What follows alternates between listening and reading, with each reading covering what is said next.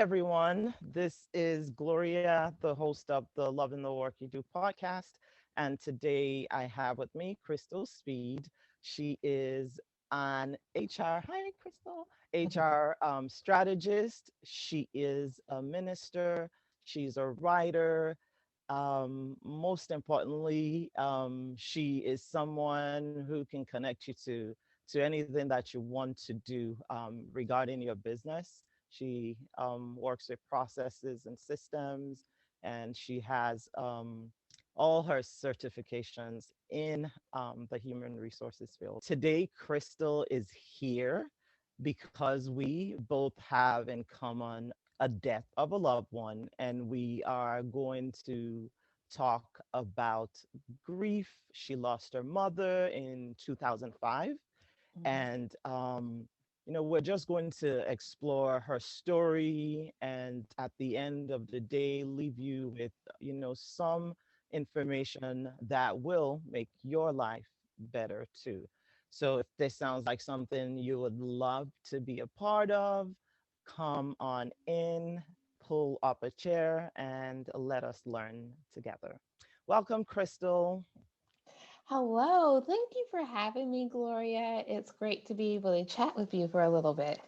Yes, yes, same here. Likewise, likewise. One thing I've learned to also do, even though I give that introduction that I give, I would really love for people to hear from your mouth exactly what you do. Okay, sure, no problem. So, I am a strategist, and so I help leaders build and implement both process and systems and strategy around their people, their operations, and then programming and online events. So, I just love helping, and I'm a teacher by nature. I started my career as a teacher, but the area that I love the most in what I do is HR, helping people attract, keep, and grow the right people that they need in their business so that their business can grow and that they can just serve the people that they're meant to serve through their business. So that's what I do. You also mentioned, I am a minister, so you can find me from time to time, either online, sharing a message of hope.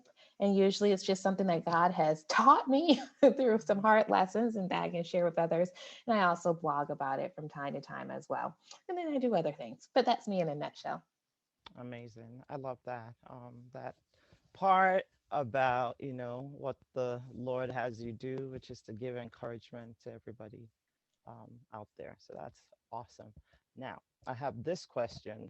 How did you go from education into human resources?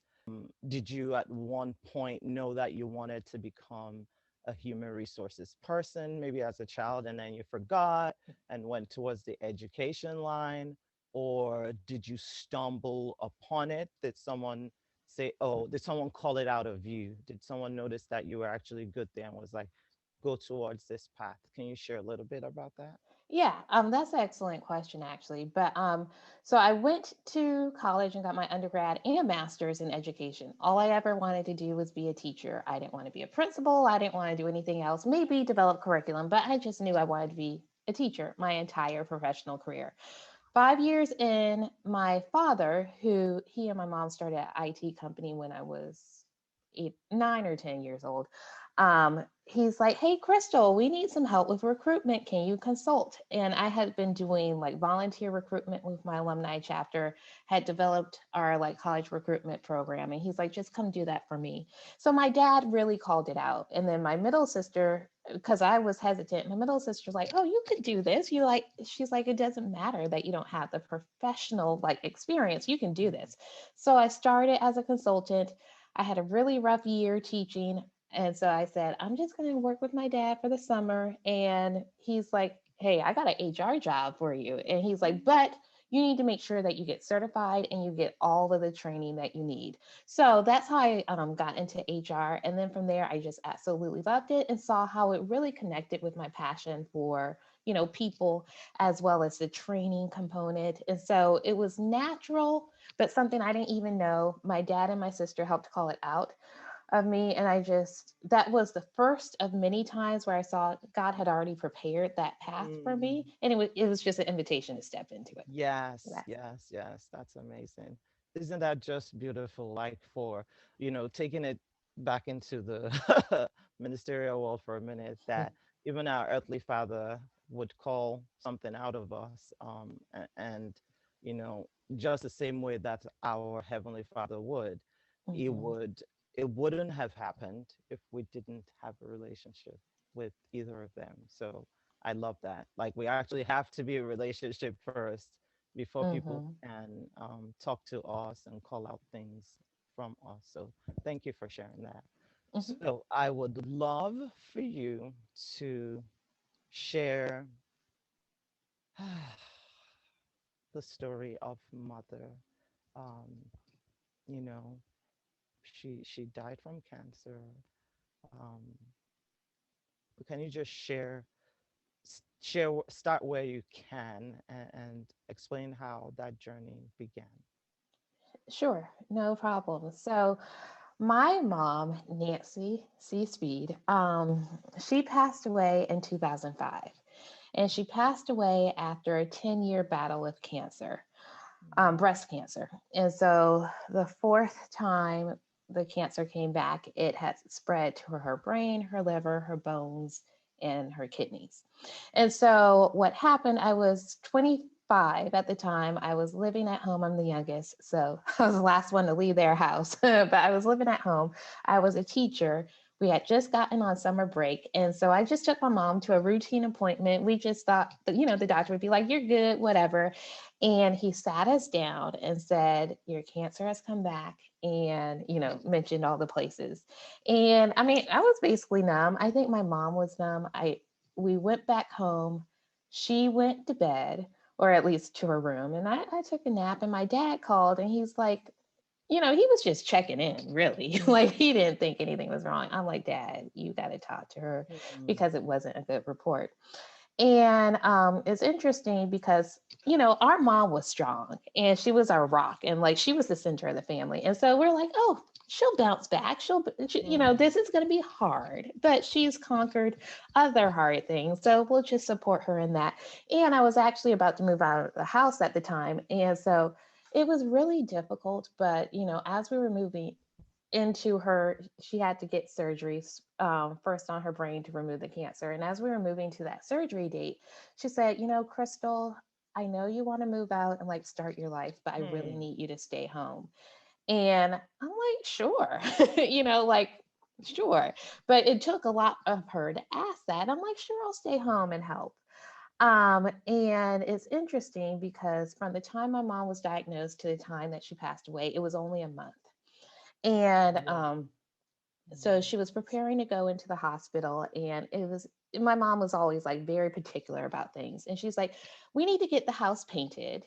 And so we got the house painted before she went into the hospital. Oh. And like, I remember the night before, she's like, you guys need to hang all these pictures back up. And she was very particular about that. She was very particular about how she left the house.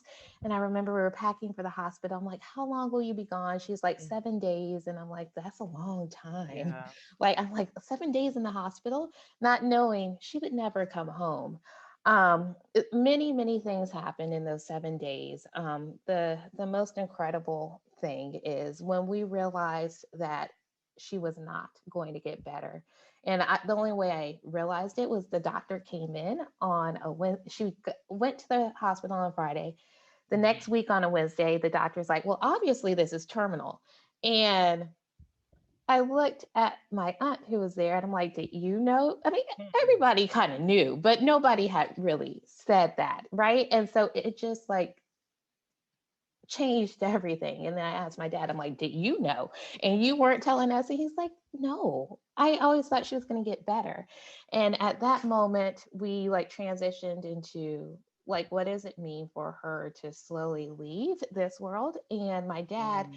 really took on the posture of not a father, not a husband who was grieving, but as like a spiritual director or coach of sorts, where he's like, he really helped guide us and prepare us. He's a ordained minister, and had done chaplaincy work already. And Mm, so, even though he wasn't a chaplain at the time, but now he is, and he just really helped us prepare for it. And it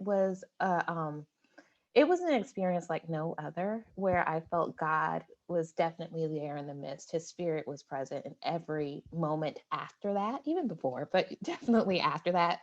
And when my mom did pass away, it was like a beautiful experience where, I mean, very sad, but also like very surreal. hmm. And it opened up a lot of different things for me. And then after she passed away, it just invited us into a new journey as a family, as sisters, because I had two of them, and then as an individual, of what it means to lose someone, in such a significant way. So, Aw. So, I don't want to say so sorry to hear that, but of course, whenever you hear the story of grief, it just touches that vulnerable spot in us. I'll say, I feel you. I'm here with you. Some things that I picked up when you were talking that I wonder if you can share on was that you said your dad took on the role of a spiritual father, like a spiritual coach or counselor. Like, can you share like one or two things that you remember that made you think that, wow, he left his role, he took off his hat, the dad hat, and put on his, spiritual coach hat? And like, what were the things, one or two things he did? mhm. Well, one thing was he was very like inclusive. Like my parents actually, they grew up together. They weren't high school sweethearts. They hated each other, but they grew up together in a small country town in South Carolina, and then fell in love later. But so their families were really close, right? They all went to school together and knew each other. So he was very intentional about the entire time having her family involved. And when it became clear that she was passing away, he said, like, I want all her brothers and sisters here. And so we did Mm, what was necessary to get people in the room. But then he was also like, people that were important in different phases of their lives, he invited them in as well. And I even remember we had to go into a room to make a decision about, do we resuscitate or not? And so he invited people who weren't in the immediate family, but he's like, they were there, and he's like, would you like to join us? And it was really just a discussion. And it's interesting, by the time we had almost gotten to a decision, they're like, she's passing, and we're like, we've made our decision. I feel like we also felt like God made helped us make the decision in that space. But he was really helpful in like taking off all of his emotions and really being mhm, like, let's talk about it. mhm, mhm, And so that was one thing. And I think just the whole time he was very much like, how are you feeling about this? mm, This is what's going to happen next. This is how like organs shut down. This is, when they call us in the room for this is what it means. And so he really just helped prepare us for mm, each step. And again, in a way where, I'm sure he was dying on the inside, but he was able to, kind of like, whether it was healthy or not, he had to deal with his grief later, but mhm, he was mhm, able to say, you know what, I want to be able to help guide them through this because it could be a lot harder than what it was. And he doesn't have medical background, but he understood what the process was from working in hospitals, as part of his chaplaincy residency.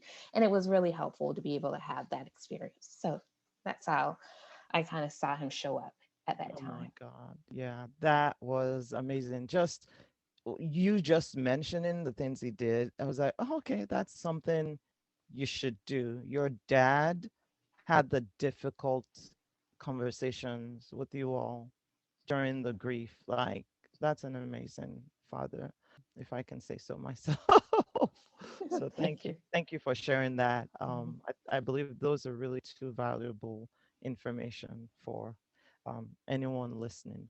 So I'm going to go on to another question. Um, So I know for me at this point in my life, and definitely going into the future, talking about grief and sharing how, the same like how your dad helped people would be something that I would do. I love how you said that your dad brought people that they knew, you know, who were not necessarily the traditional stakeholders into the room to be part of the decision making.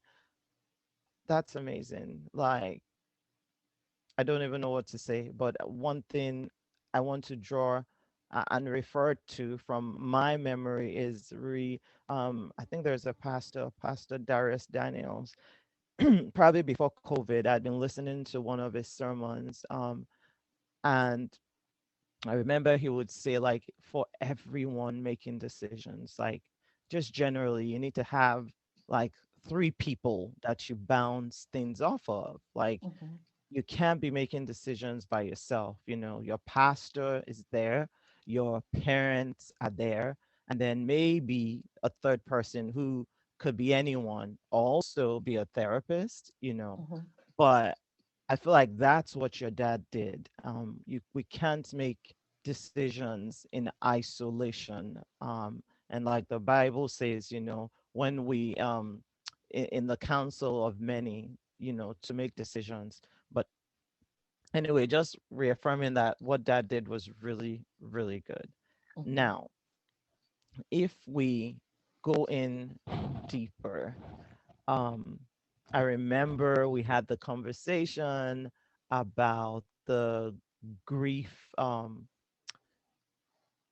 the support you had, apart from dad.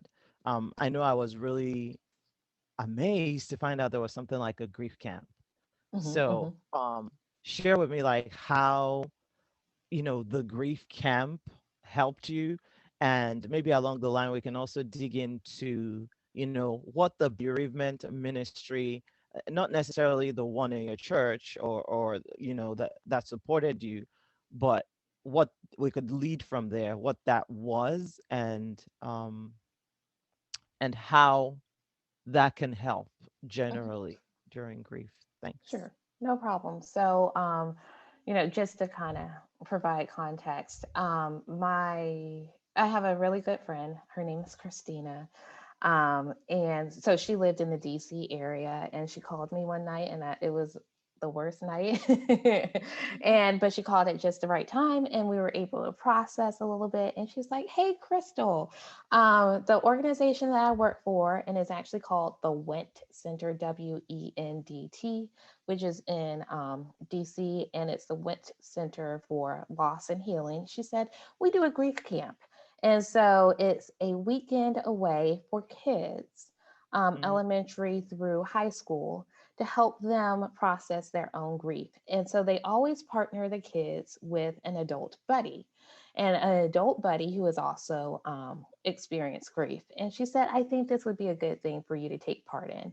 It's really for the kids, but they want people who can identify with it. And I think it'll help you too." And so I did that for 2 years, and the camp is in Maryland. And so they did a little training with us ahead of time and said, and the way the camp is set up is like brilliant. It's great for kids. So there's like art therapy, there is team building, there is music therapy, and then group therapy sessions with licensed therapists. There's downtime. There is even a ceremony because it's right on the water. I mean, I Okay. don't think it's like actual Chesapeake Bay, but there's some water there, right? And so we do a boat. We make a boat Mm. during one of our activities, and like, the sails just represent the loved one, and you decorate it, and then you, one by one, you're called up, and then you just let the boat launch into the water. And it's a way of giving a healthy goodbye, because many people haven't Mhm. experienced it. And so, you as an adult buddy have made yours as well, but you're there really to support the child. And it's interesting how each individual has their moment, but as a group, you're able to identify with, "I understand, your loss." And Mm. you feel the support, and just the fact that someone else gets it, and especially for kids, who you don't growing up, you probably could count one or two kids who had, a loss of a family member when you Mm-hmm. were growing up. It's just not something that's that common. And so this is for many people the first time that they're in a place where other people actually get it.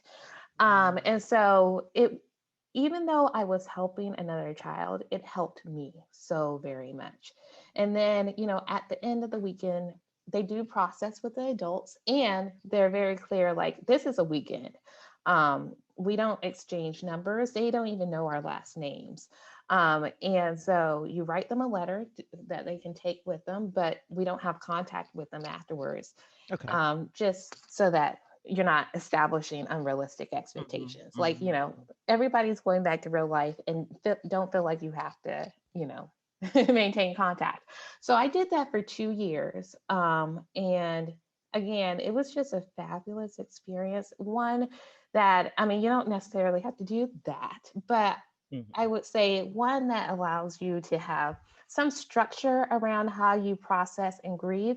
And then I think the community aspect is helpful from understanding may not be exactly the same, but there's someone else who gets it and Mm-hmm. who's not gonna like, they may be awkward, but not awkward in the way that other people are awkward when discussing grief. So, yeah, so that was wonderful. And I had also done, as you mentioned, the bereavement ministry at my church.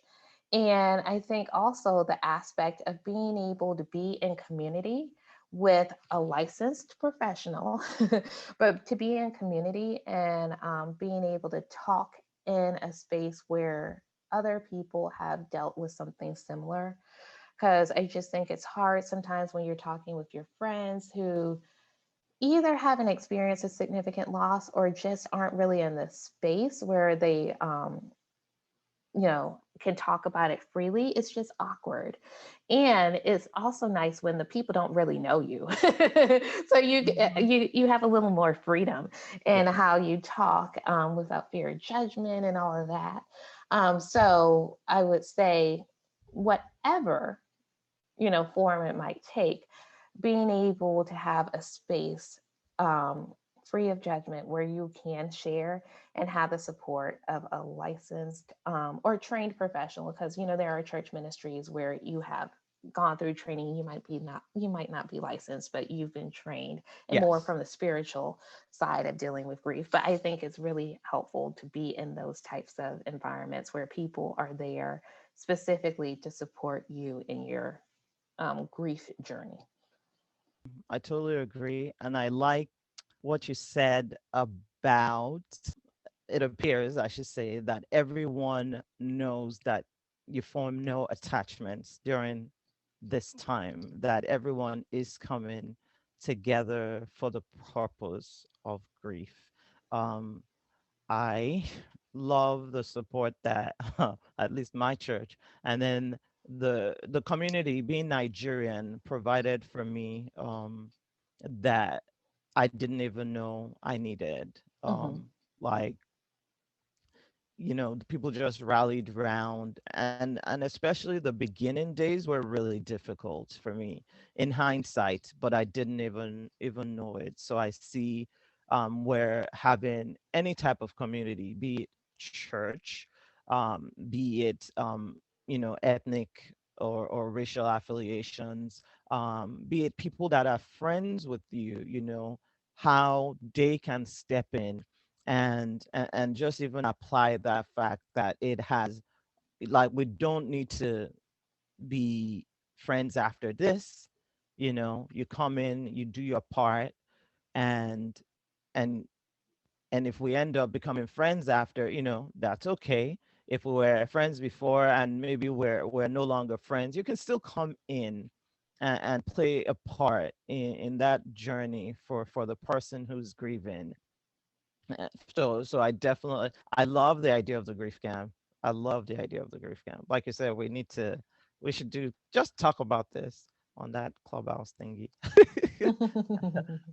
Yeah, grieving is so, it's a lot. So, what other questions? do I have for you? So, all right, I'm gonna ask you. You're not messed up, is what I should say. Oh. Let me. You're not messed up for feeling grief. Mhm, It's part of life.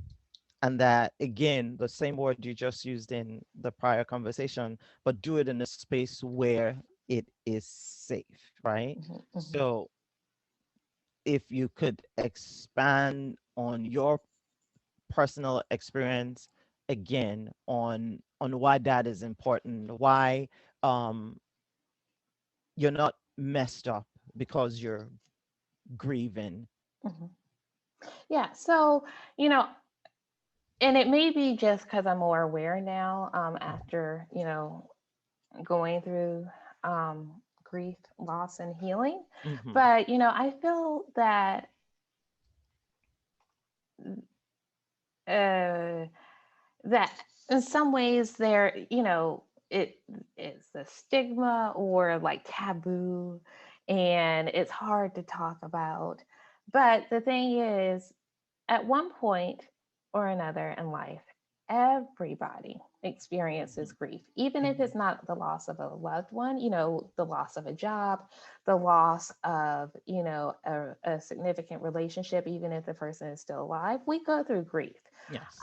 And I felt that when I first I mean, one, I had never really been exposed to like a significant loss and how to deal with it. And so when my mom passed away, I was kind of lost, like as far as resources. Nobody really told me Mm-hmm. anything. Mm-hmm. Like nobody said, oh, make sure you talk about it with someone that you trust. Maybe you want to see a therapist. The church I was attending at first, they didn't have anything for that. And, friends, like especially my mom's friends, they would come and check in, but it's not like they would actually try not to talk about my mom because they didn't want to Um, upset me, right? Which is fine. I get not wanting to upset people, but as a person who is going through it and the newness and kind of rawness of it, I would encourage the fact that one, it's not uncommon to feel all the things, to like, be happy one minute and then bawling the next, or mm-hmm. angry the next. That's not uncommon. And I would say feel all the feelings that come Mm-hmm. in, Mm-hmm. honor those feelings, because it is something that you are processing through. And as much as you can't do this with everyone, but as much as people want to pretend like everything's all right or walk on eggshells around you, finding those people who are like, girl, give it to me straight. I actually had a boyfriend at the time who, he was exactly what I needed at that time, because I would just cry and he would just sit there and he wouldn't try to fix it. He wouldn't try to like, you know asked Mm-hmm. me what was wrong, because he knew what was wrong. Mm-hmm. And he had an experience. Well, he might have experienced something like that, because he had a adopted sister who passed away, so he might have understood a little bit of that. Got But he didn't try to fix it. He's just like, go ahead and cry, and when it's over, what do you need from me? And I thought that was really helpful. And then I had other friends who just wanted to talk about my mom, because they missed Mm. her too. And so we were able to talk in that way. So I would say honoring all the feelings, and then finding the people, and don't be afraid to like say, I just need to talk about this. Um, so Mm. yeah, that Or so maybe that's I. what I would Okay. Okay. Thank you. Or say. or even I wonder if I know one thing I couldn't do it in some of the conversations, and in hindsight, I probably should have done, was people would, I still don't understand why people ask you um why people pass away, or what did they pass away from. Mhm, um I don't, I wonder if it's because we are in a time of COVID that that question comes up a lot, but I had a lot of those. And at least for my dad, I would explain, oh, I still believe he got COVID. Um, um, because all the symptoms pointed to that, and it was so Mhm. quick. It was like 2 weeks, bam, bam, bam. And even though there were tests done, because it passed away in Nigeria, like they were, what's it called, negative. Even here in the United States, people are negative and then they turn out positive. Mhm. Um, but I just don't know why people ask and why I had to go through the explanation every time. And in hindsight, now I just understand that I really could have chosen to say, oh, that's not something I'm comfortable Mhm. talking about right now. And, but I wasn't, this was new. There Right. were no rules. Yeah. And I think that's a really good point. It is new and there are no rules. And so, um, I've had 15 years to process through it. And so, I don't expect everyone, to be at that place. And I think giving yourself grace in that this is new. I've never, had to navigate this before. I don't know what to do. There are some people that can help and provide guidance. Not all help is good help. Exactly. Not everybody needs to speak into it, or do you need to listen to it? Hmm. But um, yeah, giving yourself grace, like you've never gone through this before. And I found help in the oddest places, and so just being Mm. open to what that might look like, because I am a person of faith, it was really important for me to go to God with stuff. And Hmm. even because of the way that he talks to me. Hmm. Um, he doesn't talk audibly, but like through other people and through nature. Like Hmm. I could see how he was like responding to the hurt that I was going through just Ooh. through different circumstances. And so I would say, just be open to where that help and that support comes from, because it could come from some pretty odd but good places. Yes, yes. Like words in season. Yeah, there were a lot of those. I noticed too. I'm like, oh, that was so good. Someone that I know, I think one of the ones that was most profound for me was someone writing like on my Facebook page, was like, oh, now you have two heavenly fathers. And I was like, that is so well, not two heavenly fathers, but you have two Father. fathers in heaven. I Mhm. was like, okay, that's really cool. And then another one was someone just telling me something that I knew. And that's the funny thing about grieving. You forget everything. Mhm. Like they were like, oh, go into your car and go for a long ride. I was like, wait, I knew that. But during the period, it totally, you Mhm. know, Mhm. it totally went out of my mind. So, yes, words come from people and places that you don't expect, but like everything else, it comes at the right time. Mhm. So that's good. So tell me about this nonprofit that you started with. Okay. Yeah, and so interesting when you were saying about people asking about how your father passed away. My mom passed away from breast cancer, and so it actually kind of emboldened me and my sisters to support breast cancer initiatives even more. Like my mom was always a supporter, and she kind of dragged us along, and once she passed away. Um, just understood how important it was Mm, to support like breast cancer research and those different initiatives. So, anyways, my middle sister, I have two, my middle sister and we decided, I kind of dragged her into it, that we were going to do the Susan G. Komen uh, mm, 3 day walk. It's 60 miles over 3 days. And at that time, I think you had to raise $2,000 per person. And we're like, we don't how are we going to raise $2,000 each? So we had a fashion show. okay. And it was a breast cancer awareness fashion show. We raised money. And then we were a little shy of our goal. So we just put in the rest of the money ourselves. And from there, we started a nonprofit, which is actually It's called Cause and Effect, Mm, and it's actually pairing individuals with cause-based organizations to give them experience, like apprenticeships. okay. So the signature program is Passion for the Cure, which we haven't done in a couple years, but the last one was actually in 2012, Mm, 2013. So it's been a couple years. Like my sister started having kids, and we put that I um, know to the that on side. hold.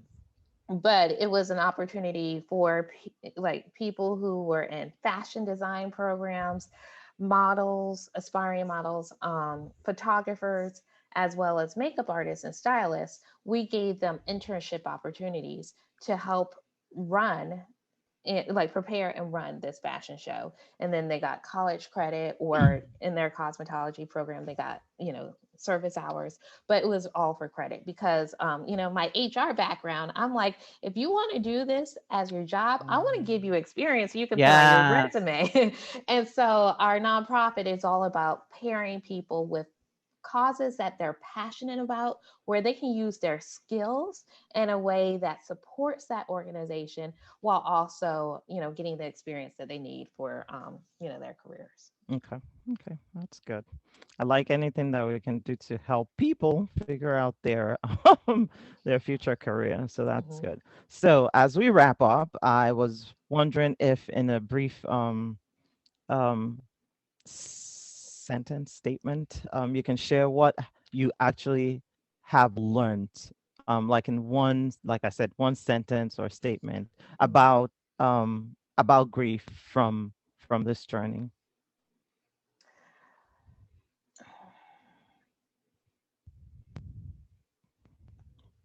I think the most important thing that I've learned is extending grace to yourself and just allowing yourself to be where you are and to move at the pace that you need to, in order to fully grieve and heal.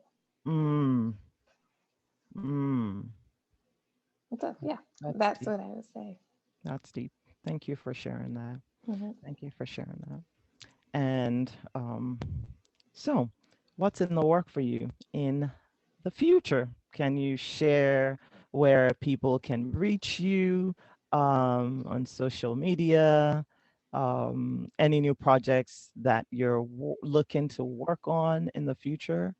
Or projects that you're currently working on? Let's spill everything. Instagram handle, social media handles, future projects, goals, dreams.